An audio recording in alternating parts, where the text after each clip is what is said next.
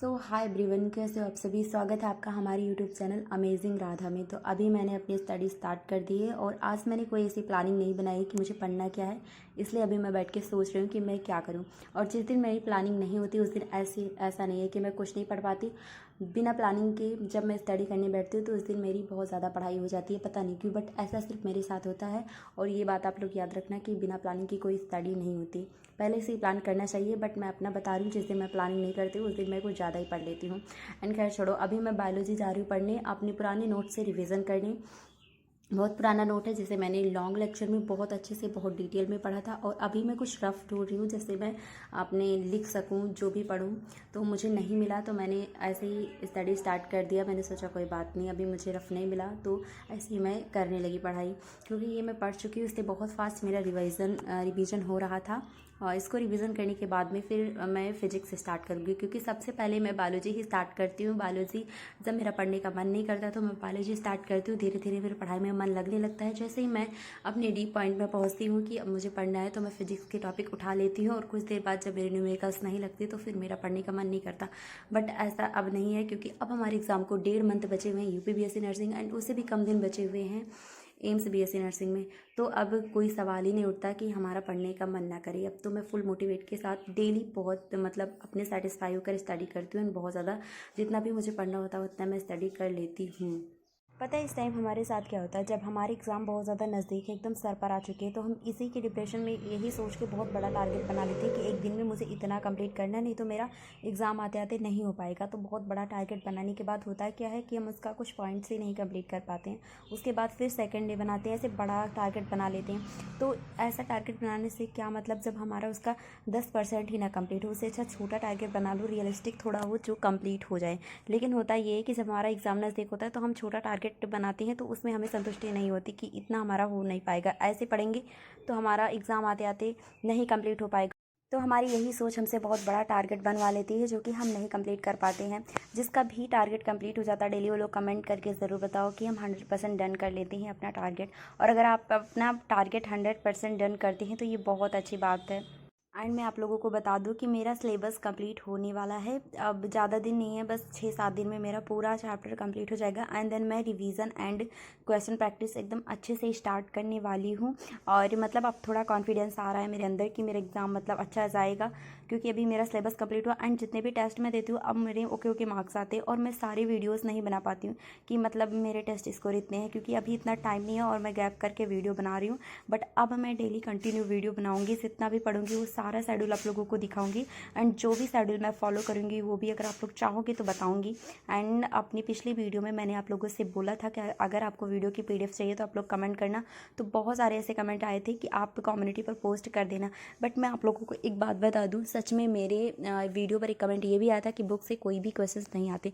तो शायद वो एक्सपीरियंस लोग थे कुछ, बट हाँ मैंने भी देखा है बुक में जो है वो क्वेश्चंस नहीं आते। तो इसका मतलब ये नहीं कि हम बुक ना पढ़ें, क्योंकि बुक में क्वेश्चंस दिए हुए हैं, इसका मतलब ये नहीं कि डायरेक्ट वही क्वेश्चन एग्ज़ाम में भी छाप देंगे। उसमें कॉन्सेप्ट होता है। तो अगर आप बुक के कॉन्सेप्ट को समझोगे तो आप एग्ज़ाम में भी अच्छा कर पाओगे। तो हम इसलिए बुक नहीं पढ़ते कि डायरेक्ट वही क्वेश्चन हमारे एग्ज़ाम में आ जाए। हम कॉन्सेप्ट क्लियर करने के लिए एंड प्रैक्टिस करने के लिए बुक पढ़ते हैं। तो आप लोगों का ये डाउट मैं क्लियर करती हूँ। ऐसा नहीं है कि अगर बुक से क्वेश्चंस नहीं आएंगे तो मैं बुक पढ़ूँ ही ना।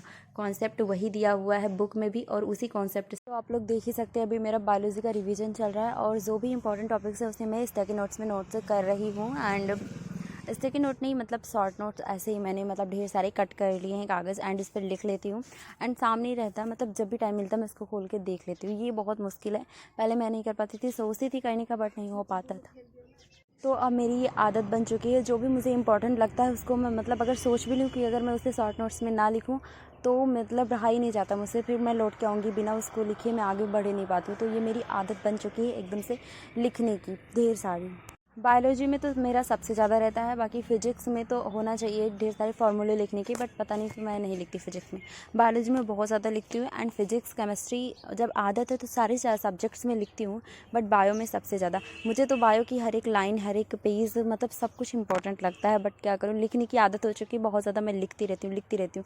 जितना मुझे लिखने को मिल जाए उतना ही ठीक रहता है। लिखने से मैं बोर नहीं होती, मैं बहुत लिखती हूँ। यार मेरे वीडियो पर ना अभी भी ऐसे कमेंट आते हैं कि कौन से book पढूं।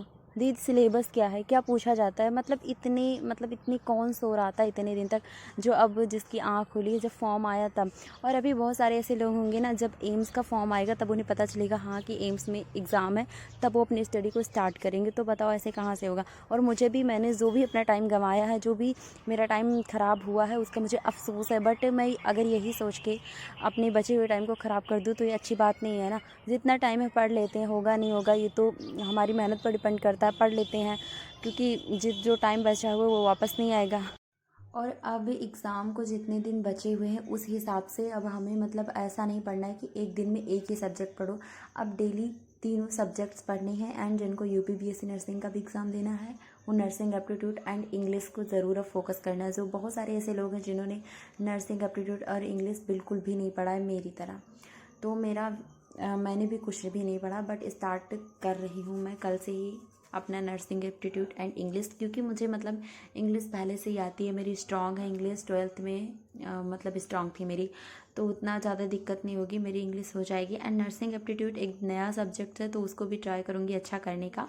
And physics chemistry biology तो पढ़ ही रही हूँ। ओवरऑल मेरा मतलब यही है कि आप मतलब डेली तीनों सब्जेक्ट्स पढ़ो, तीनों। और अगर नर्सिंग एप्टीट्यूड इंग्लिश भी है तो उसको भी डेली। अब हर सब्जेक्ट को डेली लेके चलना है। ऐसा मत करना है कि आज एक चैप्टर, आज वो सब्जेक्ट, आज ये सब्जेक्ट, ऐसे करोगे तो अल्टरनेटिव थोड़ा हो जाएगा, तो ठीक नहीं रहेगा मेरे हिसाब से, मतलब मुझे ऐसा लगता है।